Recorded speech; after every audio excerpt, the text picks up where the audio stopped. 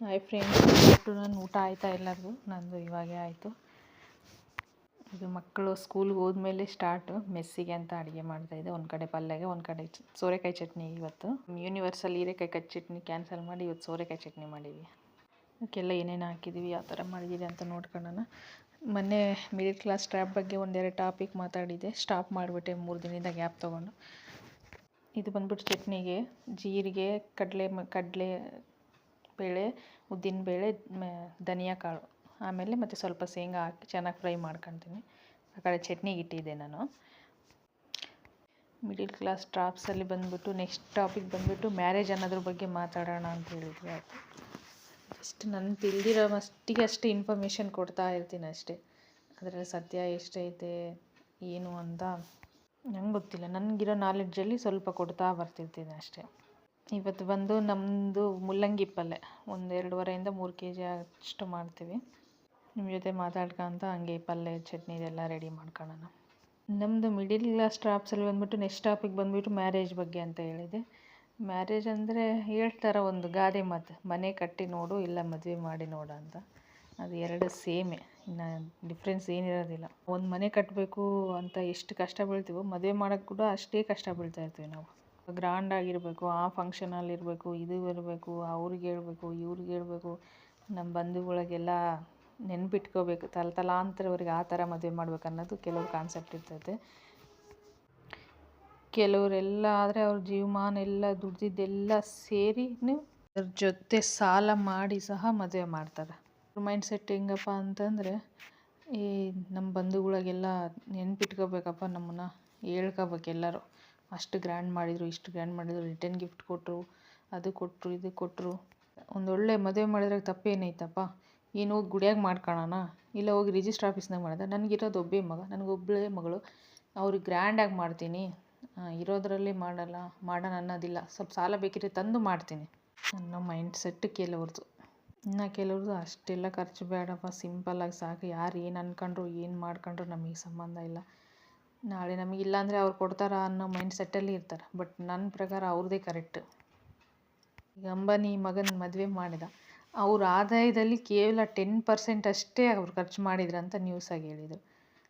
ಇದರಲ್ಲೇ ಗೊತ್ತಾಗುತ್ತಲ್ಲ, ಅವ್ರ ಆದಾಯದಲ್ಲಿ 10%.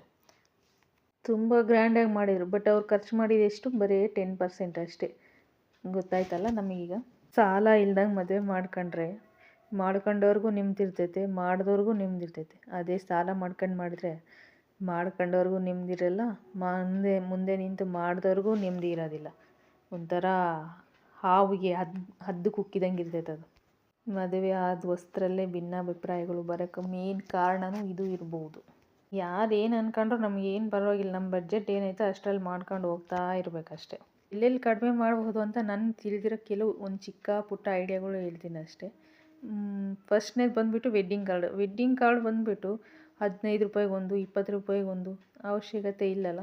ನೀನು ಹೋಗಿ ಈಗ ನಿಮ್ಮ ಬಂಧುಗಳಿಗೆ ಕೊಟ್ಟು ಅಂದರೆ ಒಂದು ದಿನ ಇರುತ್ತೆ ಅವ್ರ ಮನ್ಯಾಗ, ಇಲ್ಲ ಒಂದು ವಾರ ಇರ್ತದೆ, ಆಮೇಲೆ ನೆಕ್ಸ್ಟ್ ವೀಕಲ್ಲಿ ಅದು ಕಸದ ಬುಟ್ಟಿಗೆ ಸಿಗುತ್ತೆ. ಅದಕ್ಕೆ ಯಾಕೆ ಅಷ್ಟೊಂದು ಖರ್ಚು ಮಾಡಬೇಕು? ಸಿಂಪಲ್ಲಾಗಿದ್ರೇ ಚೆನ್ನಾಗಿರುತ್ತೆ. ಆ ಡಸ್ಟ್ಬಿನ್ ಬಿಸಾಕೋದಕ್ಕೆ ಯಾಕೆ ಅಷ್ಟು ಕಾಸ್ಟ್ಲಿ ಕೊಟ್ಟು ಮಾಡಿಸ್ಬೇಕು ಅನ್ನೋದು ನನ್ನ ಅಭಿಪ್ರಾಯ. ನಮಗೆ ಬೇಕಂದರೆ ನಮಗಾಗಿ 1 ಇಲ್ಲ 2 ಫ್ರೇಮ್ ಮಾಡಿಸಿಟ್ಕೊಳ್ಳೋಣಪ್ಪ ಅಂದರೆ ಒಳ್ಳೆ ಕಾಸ್ಟ್ಲಿದು ಹಾಕ್ಸ್ಬಿಟ್ಟು ಫ್ರೇಮ್ ಮಾಡಿಸಿ ಮನೆಗೆ ಇಟ್ಕೋಬೋದು. ಕೊಡೋರಿಗೆ ಬಂದುಬಿಟ್ಟು ಸಿಂಪಲ್ಲಾಗಿ ಕಡಿಮೆ ಕಾಸ್ಟಲ್ಲಿದ್ರೇ ಚೆಂದ. ನೆಕ್ಸ್ಟ್ ಬಂದುಬಿಟ್ಟು ಫೋಟೋಸ್. ಇವಾಗೆಲ್ಲ ಪ್ರೀ ವೆಡ್ಡಿಂಗ್ ಫೋಟೋಶೂಟ್, ಅದಕ್ಕೆ ಲಕ್ಷಾನುಗಟ್ಟಲೆ ಸುರುತ್ತಿದ್ದಾರೆ ಫ್ರೀ ವೆಡ್ಡಿಂಗ್ ಫೋಟೋಶೂಟನ್ನು. ದುಡ್ಡಿದ್ದು ಮಾಡೋರಿಗೆ ಪರವಾಗಿಲ್ಲ, ಅವ್ರದ್ದು ನಡೆಯುತ್ತೆ ಅಂದರೆ ಓಕೆ, ನೋ ಪ್ರಾಬ್ಲಮ್. ನಾವೆಲ್ಲ ಸಾಲ ಮಾಡಿ ಮಾಡಬೇಕಂತ ಯಾರು ಹೇಳಿದಾರೆ ರೀ ನಮಗೆ? ಮತ್ತು ದಿ ಬೆಸ್ಟ್ ಫೋಟೋಗ್ರಾಫರ್ನ ಸೆಲೆಕ್ಷನ್ ಮಾಡೋದು. ಅವರು ಬೆಸ್ಟ್ ಫೋಟೋಗ್ರಾಫರ್ ಅಂದರೆ ತುಂಬ ಕಾಸ್ಟ್ಲಿ. ಇನ್ನು ಹೊಸ್ದಾಗಿ ಬರ್ತಿರ್ತಾರೆ ಫೋಟೋಗ್ರಾಫರ್ಸ್, ನೋಡ್ಬೇಕು ಅವ್ರ ವರ್ಕ್ ಸ್ಕಿಲ್ ಎಲ್ಲ ನೋಡಿ ಅಂಥವ್ರನ್ನ ಸೆಲೆಕ್ಷನ್ ಮಾಡ್ಕೊಂಡ್ರೆ ಅವ್ರಿಗೆ ಕೂಡ ಒಂದು ರೀತಿ ಕನಸಾಗಿರ್ತೈತೆ, ಇವ್ರು ನಮ್ಗೆ ಹೊಸಬರಾದರೂ ಕೆಲಸ ಕೊಟ್ಟರಲ್ಲಪ್ಪ, ಸ್ವಲ್ಪ ಕಡಿಮೆ ತಗೋಣ, ಆ ಥರ ಇದ್ದವ್ರನ್ನ ಹುಡುಕಿ ಮಾಡ್ಕೋಬೋದು. ಇನ್ನು ನೆಕ್ಸ್ಟ್ ಬಂದುಬಿಟ್ಟು ಬಟ್ಟೆ. ಹಬ್ಬ ಅದು ತಗೊತಾರೆ, ಏನು ಬಟ್ಟೆ ಅಂತಲೇ ಗೊತ್ತಾಗಲ್ಲ, ಸುಮ್ಮನೆ ತಗೊಂತಾರೆ. ಆಮೇಲೆ ಅದು ವಾರ್ಡ್ರೋಬ್ನಾಗ ಇಡ್ಬೇಕಾದ್ರೆ ಗೊತ್ತಾಗ್ತದೆ, ನಾವು ಇಷ್ಟೊಂದು ತಗೊಂಡಿವಾ ಅಂತ. ಈ ಶೇರ್ವಾನಿ, ಸೂಟು ಅವೆಲ್ಲ ಒಂದೇ ದಿನ ಹಾಕಕ್ಕೆ ತಗೊಳೋದು ನಾವು.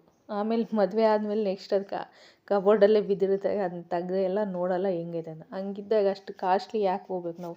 ಕ್ವಾಲಿಟಿ ಅಂತ ಯಾಕೆ ಹೋಗ್ಬೇಕು, ಒಂದು ಸಲ ಯಾಕಾಗ ಕ್ವಾಲಿಟಿ ಯಾಕೆ ಬೇಕು ನಮಗೆ. ಅದರಲ್ಲೂ ಸ್ವಲ್ಪ ನೋಡಿಬಿಟ್ಟು ತೊಗೊಂಡ್ರೆ ಆಯಿತು. ಇನ್ನು ಸೀರೆಗಳು ಅದು ಇದು ಅಂತ ಹೇಳಂಗಿಲ್ಲ. ಇನ್ನು ಫುಡ್ಡಲ್ಲಂತೂ ಈಗ ಅಂತೂ 10ರಿಂದ 15 ತಿನ್ನೋದೇ ಇಲ್ಲ, ಸುಮ್ಮನೆ ಪ್ಲೇಟಿಗೆ ಹಾಕ್ತಾರೆ ಬಿಸಾಕೋಗ್ತಾರೆ. ಸಾಕು, ತಿನ್ನೋಷ್ಟು ಸಿಂಪಲ್ಲಾಗಿದ್ದರೆ ಸಾಕಲ್ಲ, ಯಾಕೆ ಅಷ್ಟೊಂದು ಬೇಕು ನಮಗೆ ಐಟಮ್ಸ್. ಈಗಿನ ದಿನಗಳಲ್ಲಿ ಕಚ್ಚಿ ತಿನ್ನೋರೇ ಇಲ್ಲ ಯಾರು. ತಿಂದರೆ ಅಬ್ಬಬ್ಬ ಅಂದರೆ ಒಂದು 4ರಿಂದ 5 ಐಟಮ್ ತಿನ್ನಿಸೋಳಗೆ ಸಾಕಾಗ್ತದೆ. ಈಗ 10 ಐಟಮು 12 ಐಟಮು ಅವಶ್ಯಕತೆಯೇ ಇಲ್ಲ. ಅವು ಸುಮ್ಮನೆ ಬಿಸಾಕೋದು, ದುಡ್ಡು ಖರ್ಚು ಮಾಡಿ ತಿಪ್ಪೆಗೆ ಬಿಸಾಕ್ತಾರೆ. ಇಂಥವೆಲ್ಲ ಇರ್ತಾವೆ ಚಿಕ್ಕ ಚಿಕ್ಕವೆಲ್ಲ. ನಮಗೆ ತಿಳಿದ ಮಟ್ಟಿಗೆ ಸ್ವಲ್ಪ ಲೋ ಮಾಡ್ಕೋಬೋದು ಅನ್ನೋದು ನನ್ನ ಅಭಿಪ್ರಾಯ. ಮೋಸ್ಟ್ಲಿ ವಿಡಿಯೋ ನೋಡಿ ಕೆಲವರೆಲ್ಲ ಬೈಕೋದು, ಇವ್ರು ಯಾವ ಜಿಪಣಿ ಇದ್ದಂಗೆ ಅದಾಳೆ ಅದಕ್ಕೆ ಹಿಂಗೆಲ್ಲ ಹೇಳ್ತಾಳೆ. ಬಟ್ ಇವೆಲ್ಲ ನಮಗೆ ತಿಳಿದಿದ್ರೆ ತುಂಬ ಅವಶ್ಯಕತೆ ಮುಂದೆ. ಇದ್ರ ಬಗ್ಗೆ ನಿಮ್ಗೆ ಏನು ಅನಿಸ್ತು ಲೈಕ್ ಮಾಡಿ, ಕಮೆಂಟ್ ಮಾಡಿ, ಶೇರ್ ಮಾಡಿ ಫ್ರೆಂಡ್ಸ್.